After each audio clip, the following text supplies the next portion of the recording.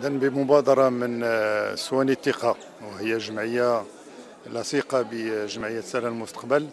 ننظم اليوم لقاء على المستوى الوطني اللي تهدف إلى تشبيك كل الجمعيات الرامية إلى خلق واحد النوع ديال الفلاحة متميزة، فلاحة اللي تعتمد أولا على أهمية الفلاحين المتوسطين والصغار، وكذلك فلاحة اللي مبنية على المعطيات الإيكولوجية التي تحترم البيئة. فنلاحظ أن الفلاحة المتطورة العصرية تستعمل كثير من الأسمدة، تستعمل كثير من المبيدات، تستعمل كثير من المواد اللي في النهاية ترجع بالسوء على الطبيعة وعلى المنتوج هو بنفسه. وبالتالي نتمنى وإن شاء الله أن هذه المبادرة اللي اتخذت اليوم واللي تجمع مجموعة ديال النشطاء في هذا الميدان تطور وتزيد تجعل من فلاحتنا فلاحة اللي هي متلائمة مع المناخ، ملائمة كذلك لأوضاع الفلاحين ولا سيما الصغار اللي يمثلوا الأغلبية الساحقة من العاملين في الميدان، وكذلك تجعل من فلاحتنا ترتقي إلى مستوى أفضل من المستوى اللي هو عليها اليوم فيما يخص أساسا الإنتاج ديال المواد الغذائية. إذن هذا هو المبتغى ديال هذا أو الهدف ديال هذا اللقاء ديال اليوم. نتمنى إن شاء الله أنه تتبعوا لقاءات أخرى اللي عادي تثبت في القريب أن هذا التشبيك بين هذه الجمعيات كلها قد تحقق. Mouni Idrissi, enseignante-chercheur à l'École nationale forestière d'ingénieurs et agricultrice en agroécologie, agrologiste et activiste sur le terrain. Donc pour nous, c'est une occasion absolument unique de nous réunir entre activistes en agroécologie, entre agriculteurs qui sont soit dans la conversion en agroécologie ou qui sont carrément dans l'agriculture écologique.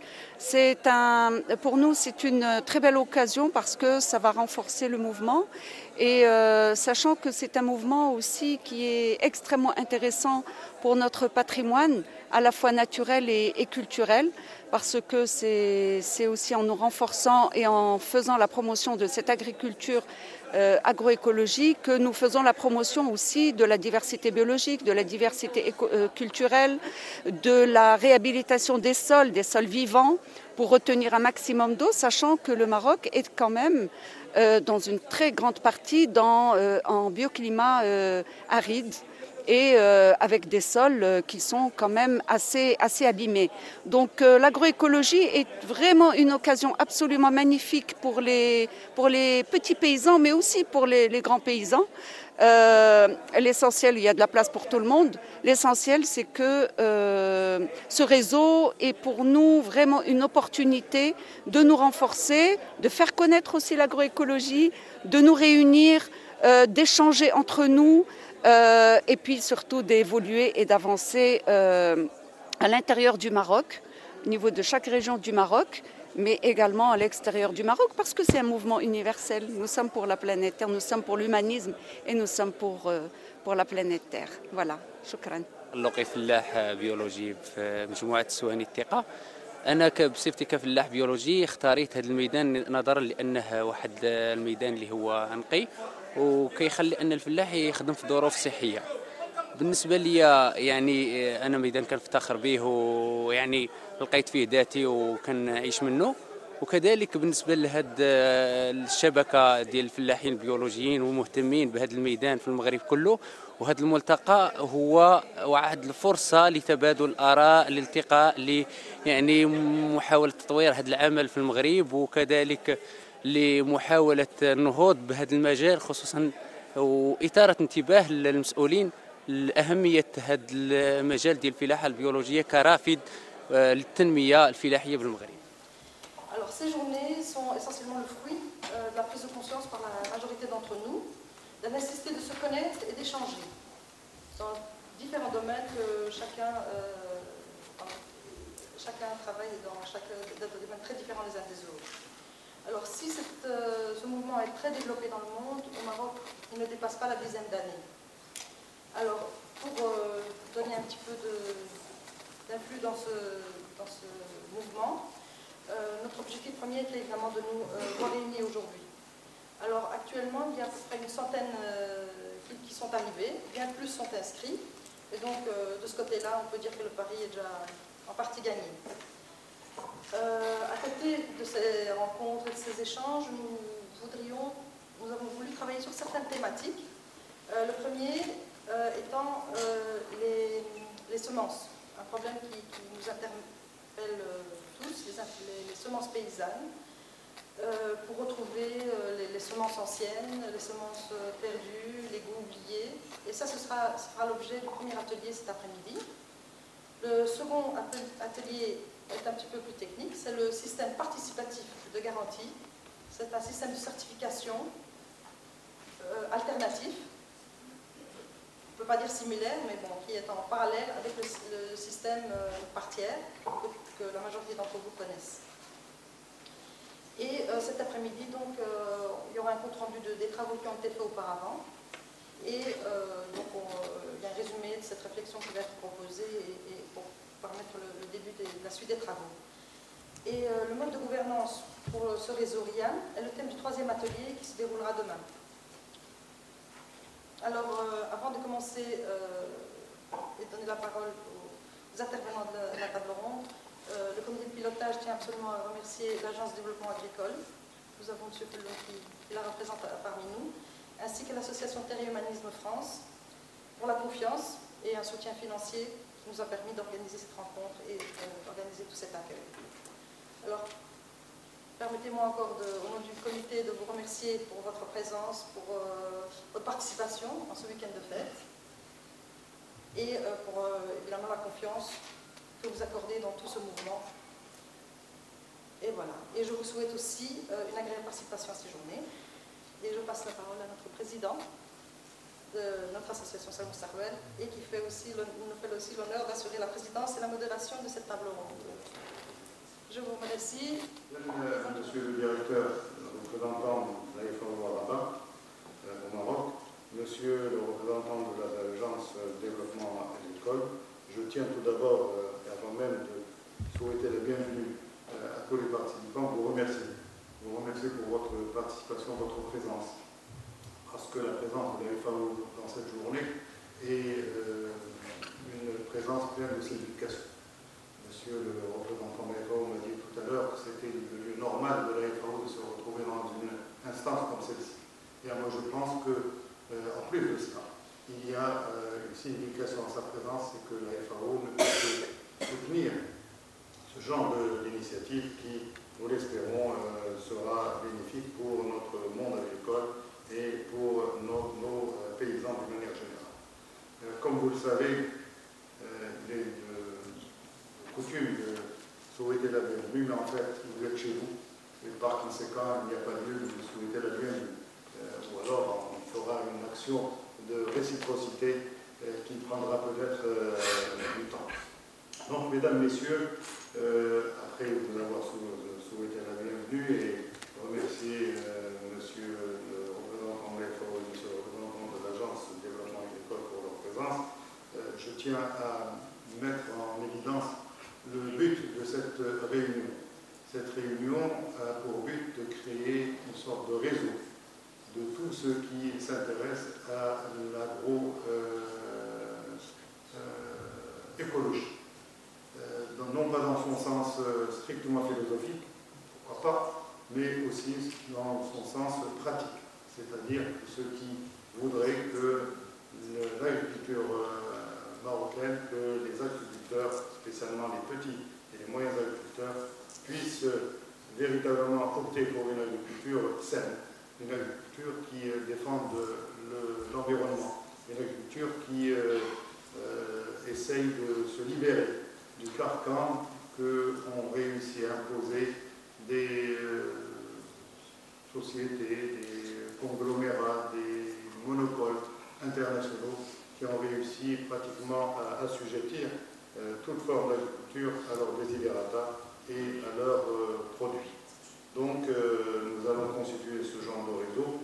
Nous allons débattre des problèmes qui concernent justement toutes les associations qui sont ici présentes. Et je voulais vous dire avant de passer à la gestion de la réunion qu'il y a des problèmes de temps. Il y intervenants priés d'abord de ne pas aborder leur propre expérience, mais de discuter des problèmes généraux. Deuxièmement, à chaque intervenant, nous avons accordé 10 minutes.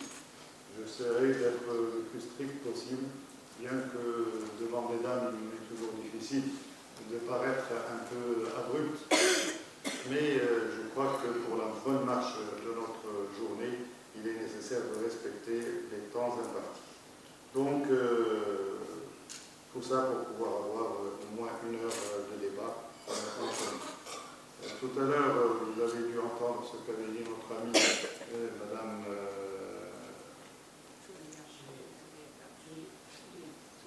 Touria, et tout à l'heure, Madame Annie, qui a parlé concernant les plaquettes d'information quand elles existent. Il y aura une table pour pouvoir accueillir toutes ces plaquettes et toutes ces informations. Pour ce qui concerne l'intervention avec PowerPoint, il y a Anas qui est tout à fait disposé pour aider à cela. Et j'avais enfin parlé d'un problème qui est toujours gênant dans notre société, c'est celui qui concerne l'argent. Or, il faudrait quand même en parler, c'est la participation aux frais de cette journée. Je tiens à remercier d'abord l'agence de développement agricole qui nous a aidés pour l'organisation de cette journée. Je tiens aussi à remercier Terre et l'Humanisme qui nous a accordé une subvention, mais il est certain que ces sommes seront certainement insuffisantes pour pouvoir supporter tous les frais que cette réunion occasionne. Donc, si quelqu'un veut intervenir, la contribution est volontaire, elle est libre. On ne demande absolument pas quelque chose de précis, sauf bien sûr votre participation qui prouvera l'intérêt que vous portez à ce genre de réunion. Pour ce qui concerne justement la gestion de cette masse d'argent, masse entre guillemets, il y aura un rapport financier provisoire qui nous sera présenté peut-être même avant la fin de la réunion, et enfin un rapport final qui sera publié plus tard et que chacun d'entre vous recevra pour qu'il soit tout à fait fait de la manière dont nous allons gérer ce que nous avons entre les mains. Donc nous allons passer à l'acte et je vais demander d'abord à M. Hamid Felloun de l'ADA, l'Agence pour le développement agricole, et des directeurs de la gestion des projets, de nous présenter sa conception et ce que pense l'agence de ce genre d'expérience. Vous avez la parole, M. Felloun. La vitesse est possible, mais il est un petit peu freiné par, c'est-à-dire de l'alphabétisme, par le manque de moyens, et notamment. Donc, le plan marocain, la dimension environnementale dans le plan marocain, c'est que déjà dans sa conception, il a été pris en considération. C'est bien beau en mots, mais comment ça s'est concrétisé au Maroc? Et bien voilà, nous avons travaillé sur 3 grands axes au départ. Le premier, c'était l'axe de la sensibilisation. Il faut sensibiliser. Il faut sensibiliser au départ tout azimut. Qui sensibiliser? Qui est la cible intéressée par cela? Donc il y avait sensibiliser les consommateurs, sensibiliser les producteurs, sensibiliser les élèves, sensibiliser les lycées, sensibiliser les universités. Et ceci nous a amené à faire des conventions. Donc, nous avons une convention avec l'université, des conventions avec les écoles, et bien entendu des projets. Donc un premier projet a démarré. Il y a eu 3 sites au départ qui ont été un petit peu, si vous voulez, les sites autour desquels s'installait l'agroécologie. Vous me stoppez, monsieur Alain, si je parle trop, parce que j'ai l'habitude de... 3 minutes. 3 minutes. Très bien, c'est tout ce qu'il m'en faut. Donc, la sensibilisation démarrait avec 3 sites. Vous devez peut-être connaître le site de Tarouezin. Il y a le site de Kamtensel. Et puis un site qui initialement était prévu pour Talonnens, puisque c'est là où on devait créer le premier centre des initiatives agroécologiques et pratiques agroécologiques en zone semi-aride, ou aride, puisque Talonnens c'est vraiment l'aridité. Puis finalement, le projet a été déplacé pour des questions pratiques vers Bouguer. Aujourd'hui, le site est sur le point de démarrer en termes de construction, c'est-à-dire qu'il y a eu tout un travail qui a été fait pendant 2-3 ans et qui aujourd'hui est en train d'aboutir à la réalisation du projet. Donc ce centre va accueillir des formateurs, des touristes, des agros, des touristes écologiques. Donc voilà, la sensibilisation, travailler comme ça. Ensuite, la sensibilisation ne suffit pas, parce qu'après, il faut faire, ceux qui sont sensibilisés veulent être formés. Donc il y a tout un axe qui s'est développé, axe formation. Donc aujourd'hui, nous sommes à la 3e promotion de formation d'animateurs. Nous avons 3 promotions. Depuis 2009, nous avons commencé. Nous avons des formations pour les porteurs de projets, à peu près une cinquantaine, une soixantaine de porteurs de projets qui ont été initiés et formés et qui aujourd'hui ont des projets personnels, un peu à travers le Maroc. Et puis la formation. Originalité, typicité, savoir-faire.